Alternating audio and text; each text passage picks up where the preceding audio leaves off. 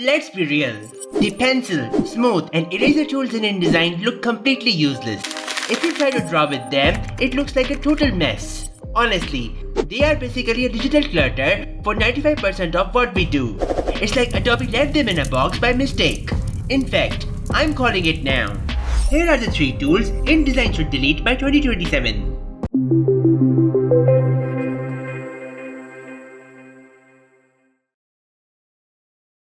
Number 1. The Pencil Tool. First up, the Pencil Tool. In a software built for precision, grids and high-end typography, this tool is basically a crayon in a boardroom. If I wanted a shaky hand-drawn look, I would be in Illustrator, or just asking my toddler to help. In Illustrator, the Pencil Tool is great for organic sketching and hand-drawn flourishes. But in InDesign, it's totally pointless. If I wanted a shaky hand-drawn look, I would stay in Illustrator, where the vector engine actually handles it well. Nobody's freehanding a magazine layout with the mouse. To explain my point, I will draw a speech bubble in Illustrator and in InDesign. You might think, but I can do this in Illustrator, what's the difference? Here is the difference. Watch the anchor points. In Illustrator, the vector engine intelligently simplifies your stroke. Even with a complex speech bubble like this, the paths stay clean and manageable. But look at InDesign. It records every single micro tremor of your hand. It creates a chaotic, jagged mess of redundant data for a simple shape. If you have 10 of these organic shapes on a page, your document performance starts to tank, and your high-end layout starts to feel like a laggy web browser from 2005. It's the same tool name, but a completely different, much worse engine. Number 2. The Smooth Tool. This is essentially the I messed up tool. It only exists because the pencil tool is so shaky. It's like Adobe gave us Band-Aid because they knew the first tool was going to hurt us. Using it feels like a slippery slope. The more you rub, the more your original design disappears.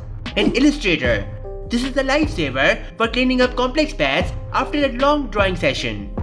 But in InDesign, it feels like a Band-Aid for a broken workflow.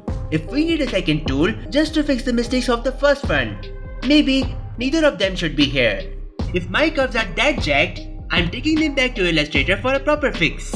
It's time to have a smooth transition into a cleaner toolbar. Let's be honest, InDesign is not made for vector drawing. It's built for complex, long-form documents.